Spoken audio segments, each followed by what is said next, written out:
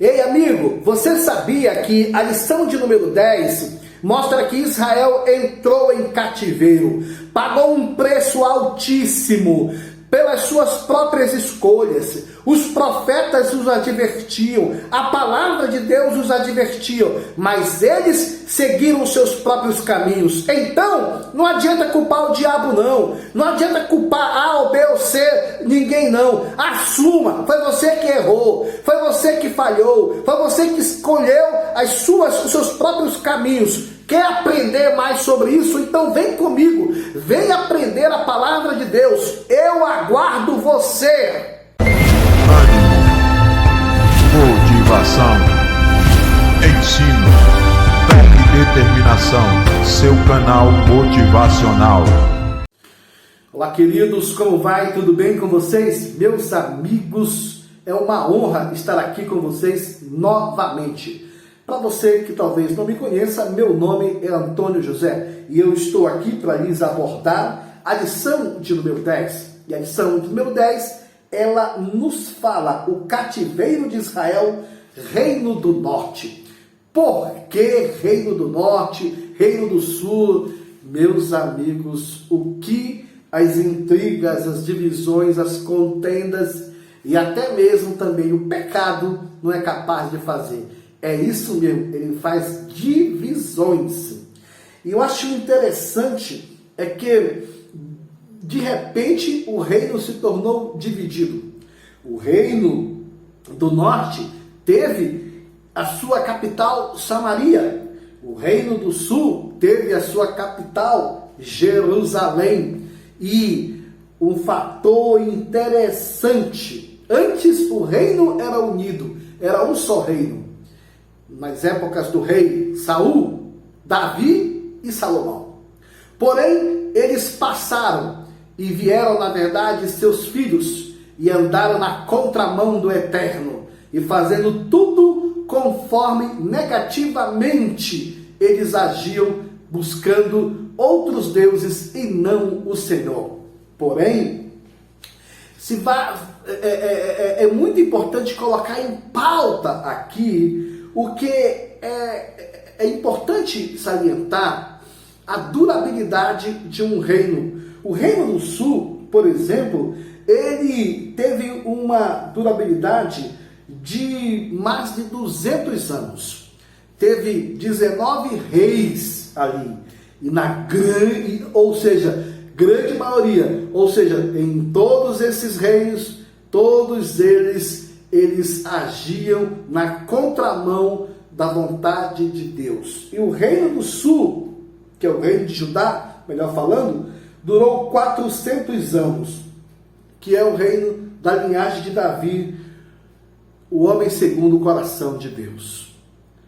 Queridos, sempre o reino de Israel, que tinha como a capital Samaria, andava na contramão do Eterno, na contramão dos princípios, dos preceitos, das leis do Senhor. Aí, se há uma pergunta que é bom colocar em pauta aqui: quem, na verdade, mais colhe coisas negativas? Quem mais colhe trovoadas, tempestades, lutas, batalhas, enfrenta espinhos causados por eles mesmos? É o desobediente. E aqui, entre o reino de Israel e o reino de Judá, o mais desobediente foi o reino de Israel. E tanto é que ele durou poucos anos. Sabe por quê? Porque quem realmente ele está no propósito de Deus é guardado pelo Senhor, é protegido pelo Senhor. E aí vem uma série de especulações, ou até mesmo de respostas. O porquê que o reino de Israel durou somente 200 anos. E o reino de Judá durou 400 anos. O reino de Israel, ele sempre fez escolhas através de seus reis, que eram formadores de opinião, e que eles agiam segundo os conselhos e as orientações de outros deuses, e não o Deus de Israel. É por isso que nós olhamos aqui por exemplo, o primeiro tópico, onde mostra e fala que Samaria é cercada pelo rei da Assíria. Ora, ora, meus amigos, desde os primórdios, observamos que Deus sempre manifesta o amor dele, a sua misericórdia e também manifesta a sua justiça. Deus é amor, Deus é misericordioso, mas também Deus é justiça. Isso nos mostra que Deus tem o seu limite. Isso nos mostra que Deus, na verdade, tem um momento que os limites, na verdade, são colocados, o homem ultrapassa o limite, a paciência de Deus se extrapola e o homem começa a agir na contramão do Senhor e começa a pagar um alto preço. Aqui, outro ponto também que temos que fazer uma análise é que nessa conjuntura toda existia, nos tempos dos reis de Israel e também do reino de Judá, se percebe literalmente que Deus tinha os seus profetas. Eram homens ousados, corajosos, destemidos. A palavra de Deus nos mostra no segundo livro dos reis de Israel, capítulo 2, versículo de número 13, que o Senhor protestava a Israel e a Judá pelo ministério de todos os profetas e de todos os videntes, dizendo para eles: olha, vocês precisam se converter, vocês precisam guardar os mandamentos do Eterno, vocês precisam, na verdade, andar conforme a lei de Deus, a lei do Senhor. E eles não obedeciam ao Senhor. Pelo contrário, eles começavam, na verdade, a adorar outros deuses. Ora, ora, já viram aquele ditado? Quem planta, colhe? E é verdade.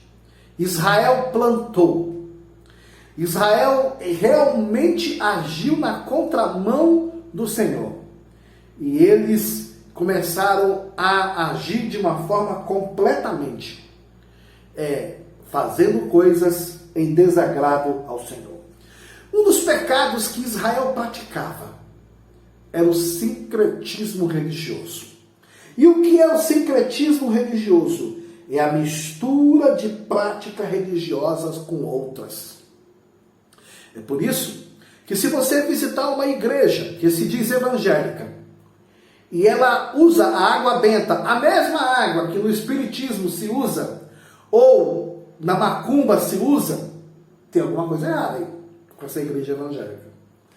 Se de repente você está visitando uma igreja e você vê o pastor, o líder, usar a arruda, a mesma arruda que se usa em terreiros de umbanda, que se usa, na verdade, em ambientes do espiritismo, dentro de uma igreja evangélica, e assim também com sal grosso, o nome disso aí chama-se sincretismo religioso. É a mistura de outras práticas religiosas com a do cristianismo. A tal da relatividade de que é para Deus, se é para Deus, se é de coração, então tá tudo bem. É por isso que a gente vê muita coisa que merece ser contestada. Completamente contestada.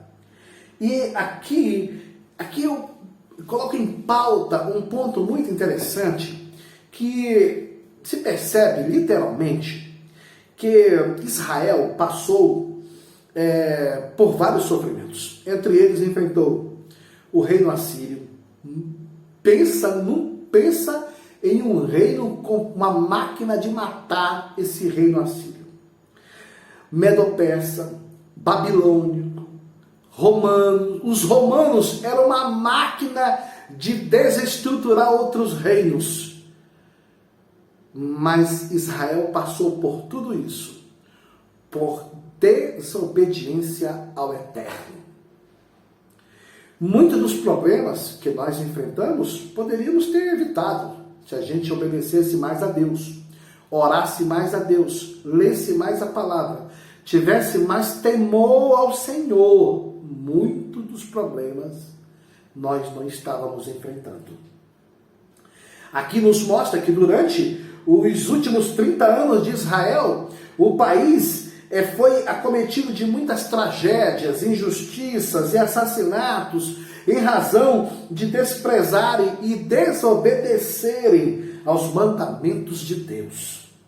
A nação israelita entrou em decadência política, social, econômica e religiosa. Ei, deixa eu te falar uma coisa aqui. Se Deus não está no negócio, no propósito, no plano, no projeto, dá marcha ré, sai daí. É o mesmo caminho de Israel. Israel sabia que Deus não estava nisso, ou seja, eles uma hora estavam adorando ao Senhor, outra hora estavam adorando outros deuses. Deus não é Deus de confusão. E aqui de repente nos mostra que Samaria é cercada pelo rei da Síria. Queridos, um dia a conta vem. Um dia, irmãos, a casa cai.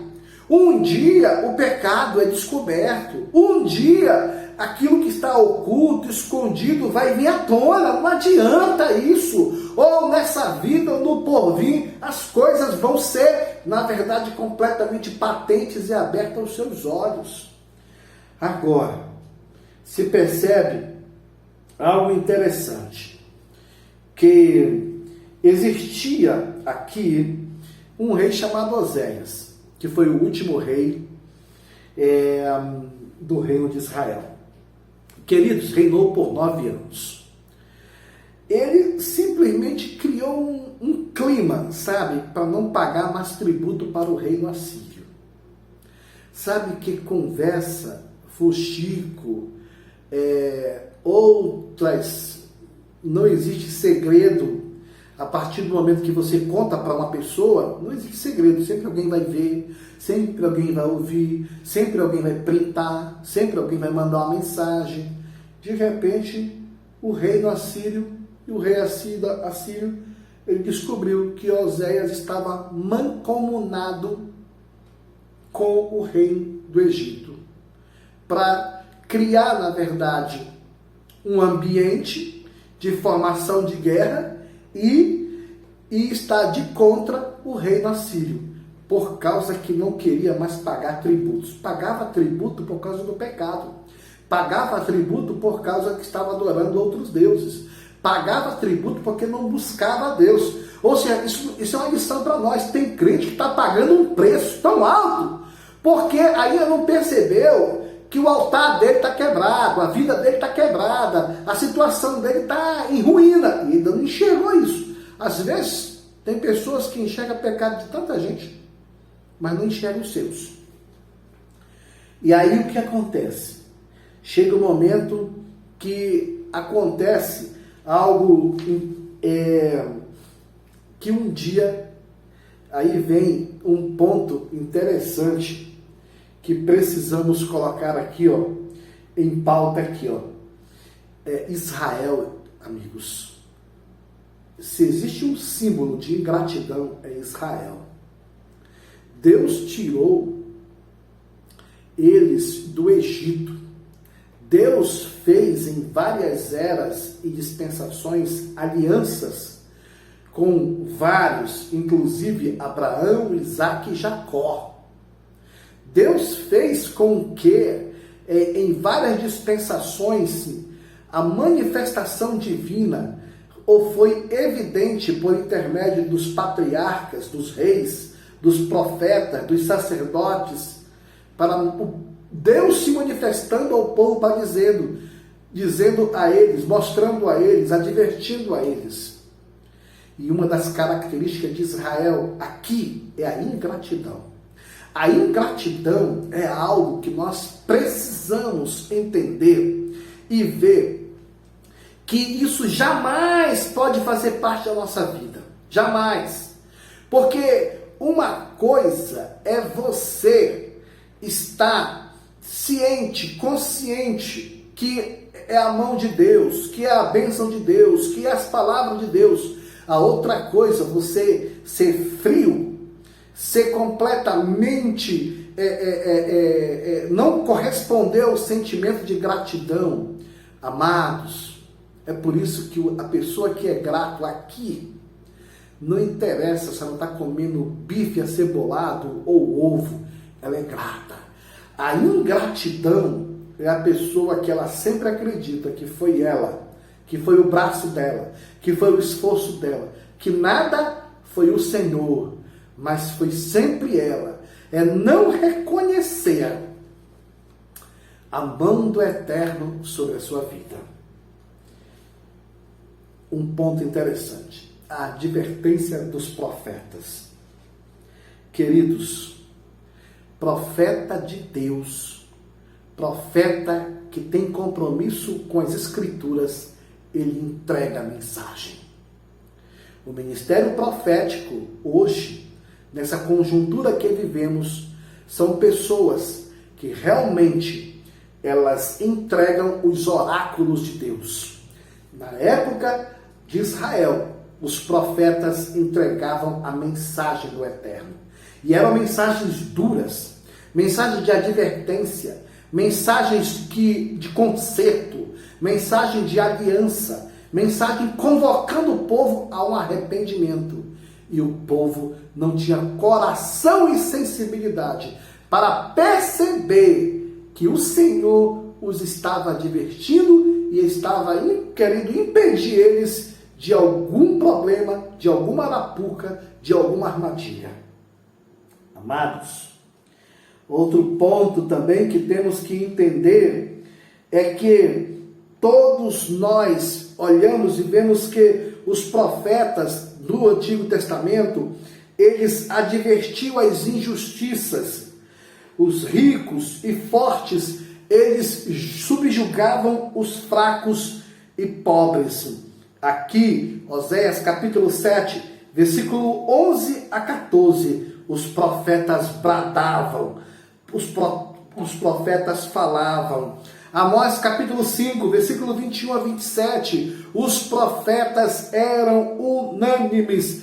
E existe profeta hoje? Existe profeta, por mais que muitos estejam calados, cabisbaixos. Talvez não tenha um profeta que é o profeta do ministério profético, mas existe pessoas que têm a palavra do Eterno, o rema de Deus na sua vida, que se a pessoa acreditar nessas mensagens, suas vidas serão revolucionadas. Aqui eu acho interessante o que diz o segundo tópico desta lição. Fala os pecados do povo e sua queda. Meus amados, meus queridos, aqui fala algo interessante sobre o pecado terrível, ou terrível pecado da idolatria. O que é a idolatria? Idol vem de ídolos, latria é adoração. Tudo aquilo que tira o lugar de Deus. Tudo aquilo que Deus não é a prioridade. A prioridade é essa coisa. Tudo aquilo que você percebe, pode ser sua esposa, seus filhos, sua academia, seu tempo, seu dinheiro, sua empresa. Se Deus não é mais a prioridade, isso se tornou um ídolo na sua vida e você precisa se libertar para não incorrer na prática do mesmo pecado que Israel foi julgado, pagou um preço tão alto, que é sobre essas questões que envolvem a idolatria. Meus amados, pode existir crentes idólatras? Pode. A natureza humana, ela sempre tem uma tendência de fazer coisas completamente na contramão do que as Escrituras querem. É por isso que a Bíblia nos adverte: fazei, pois, morrer toda vossa natureza terrena. Entendeu? Aí, outro ponto também interessante é que Deus, na sua magnitude e sabedoria, ele chega ao ponto de falar algo de advertir, e ele mostra assim, ó, o Senhor convocou o profeta Oséias para uma situação bastante estranha. Oséias, você está vendo aquela prostituta ali? Pois é, você vai casar com ela, é a sua esposa. Senhor, mas é uma prostituta, mas é a sua esposa, eu quero que você case com ela. O profeta, obediente, casou-se com ela. Qual era a mensagem que Deus queria colocar? Era que, assim como aquela mulher prostituta, ela não era fiel ao Senhor, ela não era fiel ao profeta, assim Israel não era fiel ao Senhor. E aí, da mesma forma, o que eu quero dizer é que o profeta representava Deus e a prostituta representaria, na verdade, Israel. Ou seja, a prostituta nunca ia ser fiel ao profeta Oséias. Assim Deus queria entregar uma mensagem ao povo de reflexão, para que eles aprendessem que algo interessante, que era justamente não andar na desobediência, na transgressão e no rompimento de leis e mandamentos do Senhor. Também vale ressaltar também que esse profeta, ele tinha, na verdade, várias outras opções, mas ele resolveu obedecer. Outro ponto também interessante é que ele teve 3 filhas. Dentre essas 3 filhas, cada uma dessas filhas era uma advertência que o Senhor queria dar ao povo de Israel. Queridos e amados, existiam muitas causas do cativeiro de Israel. Muitas causas. Às vezes a gente se pergunta, por que eu estou sofrendo? Sofrimento, todo mundo tem, todo mundo passa, é normal o sofrimento, é da terra, é divino. Agora, viver a vida toda assim, aí não é para aceitar não. Viver a vida toda dessa forma, não. Aí já é uma vida de derrota, porque a vida do cristão é realmente uma vida de lutas e vitória, não é uma vida de derrotado. Aqui vale ressaltar uma coisa assim impressionante. Uma das causas do cativeiro de Israel era a injustiça. Os homens, eles eram injustos. Os mais ricos pisavam nos mais pobres. Os grandes patrões, eles humilhavam os mais ricos. Os mais ricos humilhavam os mais pobres. Ou seja, sabe aquela lei do ter era superior à lei do ser? Era igual àquela época. Por quê? E isso tudo acontecia com a bênção dos sacerdotes. Isso tudo acontecia com os sacerdotes com os olhos vendados, eles enxergando as injustiças. Eles davam prioridade, eles selecionavam, eles eram seletivos. Eles chegavam ao ponto deles fazerem acepções de pessoas só porque uns tinham e outros não tinham. Será que na igreja não está acontecendo isso? Tá sim. Muita gente valoriza mais os que têm dos que os que não têm. E outro ponto também que vale ressaltar aqui é o que diz o terceiro tópico da lição. Os estrangeiros ocupam Samaria. Aqui tem um detalhe interessante, a mistura de gente e o sincretismo. Amados, uma das características do reino assírio foi ele permitir que não ficasse somente um povo lá, mas que abrisse o leque para outros povos participarem dali. Para que não houvesse uma unidade de povo unido, para que não houvesse, na verdade, um só pensamento de patriotismo. Então, a classe pobre dos judeus, eles ficaram em Samaria, porque eles foram levados cativos. Israel foi realmente varrido. O reino assírio detonou mesmo e não permitiu que eles voltassem ao lugar de origem. Só que tem um detalhe. O detalhe é que havia ali, na verdade, um pensamento de que só fica aqui os mais pobres, mas também vai ficar aqui também, pode vir todos os outros povos de várias outras etnias, tá? Que poderiam ocupar Samaria e ocupar. E ali houve algo interessante, era a mistura de gente e o sincretismo religioso. Uns eram judeus ortodoxos, judeus que adoravam a Deus no templo, outros passaram a adorar a Deus nos montes.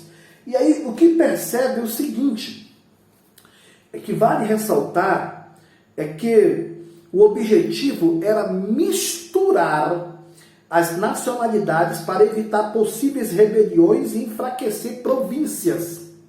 Essa mistura de gente, conforme está escrito em Neemias, capítulo 13, versículo 3, e Jeremias, capítulo 25, versículo 20, isso fez com que, na verdade, se prevalecesse aquilo que a gente vê, o que Jesus falou em João capítulo 4, versículo 9, ou que o Evangelho, melhor falando, o Evangelho nos mostra, o Evangelho de João, capítulo 4, versículo 9, entre aspas, mostra que os judeus, não se comunicavam com os samaritanos. Os judeus ortodoxos não queriam ter muito papo com aquele povo lá, sabe? Porque eles viam que eles fugiram do plano original de Deus e da manifestação de adoração ao Senhor. Porém, veio o Filho de Deus, veio novos tempos, veio a plenitude dos tempos, veio o Salvador, o Messias, e de repente ele quebra o paradigma, ele quebra todo o comportamento social e em que os judeus acreditavam que um homem não podia ficar a sós conversando com uma mulher, mas Jesus foi lá e se tornou o quebrador de paradigmas e se assentou ao lado da mulher samaritana. E ao se assentar ao lado da mulher samaritana, os discípulos conservadores não entenderam aquele comportamento, acharam estranho, só que Jesus, por intermédio daquele papo, daquela conversa, daquele time de tempo com aquela mulher, ele influenciou esta mulher. As palavras de Jesus foram completamente confrontadoras, amorosas, completamente racionais. A vida que ela estava vivendo fez ela entender quem ela era e fez ela entender quem era ele como Messias, o prometido. E ela se tornou a mulher samaritana, ela se tornou a primeira mulher missionária a levar a palavra aos samaritanos e dizendo que ela tinha visto, conhecido o Messias. Meus amados e meus queridos, importante também salientar também que a palavra de Deus nos dá. Isso tudo que eu acabei de falar para vocês está inserido em João capítulo 4, versículo 13 e 14, versículos 23 e 24. Mas também Jesus não para por aí.